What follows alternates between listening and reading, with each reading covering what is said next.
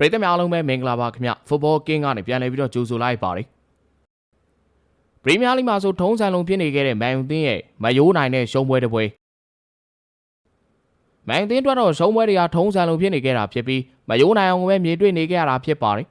အိမ်ကွင်းလဲရှုံးလိုက်အဝေးကွင်းလဲရှုံးလိုက်နဲ့ရှုံးရတဲ့ရတာကိုတော်တော်လေးကိုနှိမ့်ချနေခဲ့ကြသလိုမျိုးမန်ယူသင်းကတော်တော်ဆိုးဆိုးနဲ့ကိုရှုံးနေခဲ့ကြပဲဖြစ်ပါတယ်ပြီးခဲ့ညကလည်းမန်ယူသင်းကချယ်ဆီသင်းကိုတကူကုန်းရှိနဲ့ရှုံးနေသွားခဲ့ကြတာပါ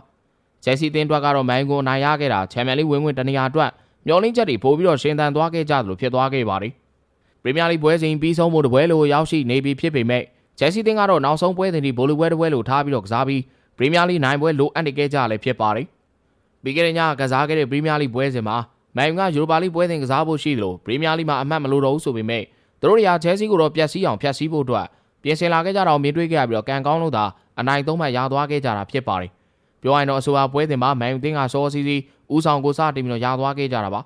ဒါမှလည်းလူကြုံမောဖြစ်နေခဲ့တဲ့အတွက်ကြောင့်သာချယ်ဆီတို့ခံသာသွားခဲ့တာဖြစ်ပြီးအဲ့လိုမှမဟုတ်ရင်ချယ်ဆီတို့ဒီပွဲကိုလွယ်ကူမှမဟုတ်ပဲရုန်းကန်သွားပွဲရှိနေခဲ့တာဖြစ်ပါတယ်အခုပွဲမတိုင်ခင်45မိနစ်ကြိုစောပြီးတော့ကစားတဲ့အက်စတိုဗီလာနဲ့စပါတို့ပွဲမှာအက်စတိုဗီလာ2ဂိုးပြတ်နဲ့အနိုင်ရခဲ့တာကြောင့်ချယ်ဆီတို့စတန်ဖို့ဘရစ်မှာနိုင်ပွဲရအောင်အသေးအတန်ရုန်းကန်သွားခဲ့ကြတာဖြစ်ပြီးခြေစွမ်းတော့ဒီလောက်ကြီးအားစရာမရှိခဲ့ဘူးလို့ဆိုရမှာပါမန်ယူသင်းကပရီးမီးယားလိမှာဘာမျှော်လင့်ချက်မှမရှိတော့တာကချယ်ဆီတို့ကန်ကောင်းသလိုဖြစ်စေပြီးတော့မဟုတ်ရင်အမှတ်ဆုံးရှုံးသွားနိုင်တဲ့အနေအထားမျိုးပါပဲအိုင်ဘတ်ခွန်ရှိကို 1xbet တို့ကိုနိုင်ငံတကာပေါက်ကြီးတိုင်း Football Game မှာကစားလို့ရပါပြီ 1xbet အကောင့်ဖွင့်သူတိုင်း promo code FBK ခွန်3လုံးကိုအသုံးပြုပြီးတော့100% bonus ရယူကစားလို့ရအောင်လည်းသတင်းပေးပြစေ Football Game မှာကစားခြင်းနဲ့ဆိုတော့ဖုန်းနံပါတ် Viber 39 63လုံးခွန်3လုံး53လုံးကိုဆက်သွယ်နိုင်လို့ကွန်မန့်ထဲမှာချပေးထားတဲ့ Telegram link ကိုလည်းလောက်အောင်စုံစမ်းမေးမြန်းနိုင်ပါတယ်ခင်ဗျာမန်ယူနီးပြရူဘင်အမိုရင်ကတော့လာမယ့်တစ်ပတ်ကျရင်ယူရိုပါလိဘိုလီပွဲကစားဖို့ရှိပေမဲ့အခုပဲမှာဘရူနိုဖာနန်ဒက်စ်အာမက်ဒီယာလိုကက်စမဲရိုတို့လိုအဓိကကစားမအစုံလင်နဲ့ပွဲထွက်သွားခဲ့ပါတယ်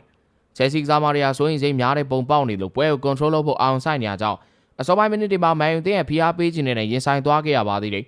ပရိုင်းမှာမကွာယာသွင်းတဲ့ဂိုးသာလူမကြုံမှုဆိုရင်ချယ်ဆီတို့ဖိအားများသွားနိုင်ပါတယ်မာရိုယက်ကီပက်ဒရိုနာတိုရဲ့တောင်မတိုင်းစစ်တွေက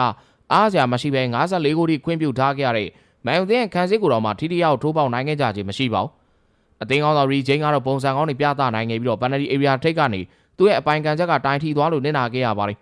90မိနစ်မှာတော့ရီဂျိန်းတစ်ချက်လှည့်ပြီးတော့ကန်တင်ပေးလိုက်တော့ကူကူရဲလာကအလိုက်တင်ပြေးဝင်ပြီးတော့ခေါင်းတိုက်သွင်းခဲ့တာကြောင့်ချယ်ဆီတို့အဖိုးတန်ကိုရခဲ့ပြီးတော့ကူကူရဲလာကဒီယာဒီပြိုင်ပွဲစုံမှာ9ဂိုးထိသွင်းခဲ့တဲ့အတွက်ပရီးမီးယားလိနောက်ခံလွေထဲမှာဂိုးသွင်းများဆုံးဖြစ်နေရပ်တည်သွားနိုင်ခဲ့ပါတယ်ခုပွဲမှာနိုင်ရခဲ့တဲ့အတွက်ချယ်ဆီကအက်စတွန်ဗီလာနဲ့66မှတ်ချင်းတူညီပေမဲ့ဂိုးကွာခြားချက်ရအဆင့်4နေရာကိုတက်ရောက်နိုင်ခဲ့ပြီးတော့ယာဒီပိတ်အဝေးကွင်းပွဲမှာ Nottingham Forest ကိုမဖြစ်မနေနိုင်ကစားဖို့လိုအပ်နေကြတာဖြစ်ပါတယ်။လက်ရှိချိန်ထိတော့ချန်ပီယံလိဝင်ခွင့်3နေရာအတွက် Newcastle, Man City, Chelsea, Villa နဲ့ Nottingham Forest တို့ဟာအပြိုင်ဆိုင်တွေဖြစ်နေခဲ့ကြတာပါ။ Chelsea တင်းကတော့နောက်ဆုံးပွဲစဉ်မှာ Nottingham Forest အသင်းနဲ့အဝေးကွင်းပွဲစဉ်ဖြစ်နေသွားရင်ဆိုင်ကစားမှာဖြစ်ပြီးတကယ်လို့ Forest အသင်းကဒီဘက်ကစားမဲ့ Hammer နဲ့ပွဲစဉ်မှာသာတေးတမှတ်လောက်နဲ့ကျင်းနေသွားခဲ့ရမယ်ဆိုရင်ချန်ပီယံလိဝင်ခွင့်နဲ့တေချာပေါက်လွဲချော်သွားတော့မှာဖြစ်တယ်လို့အက်စတိုဗီလာအသင်းကလည်းနောက်ဆုံးပွဲစဉ်ဖြစ် Man U တင်းနဲ့ Old Trafford မှာသွားပြီးတော့ရင်ဆိုင်သွားမှာလည်းပဲဖြစ်ပါတယ်။စုံလီကြည့်ပြအတွက်အားလုံးကိုကျေးဇူးတင်ပါတယ်ခင်ဗျာ။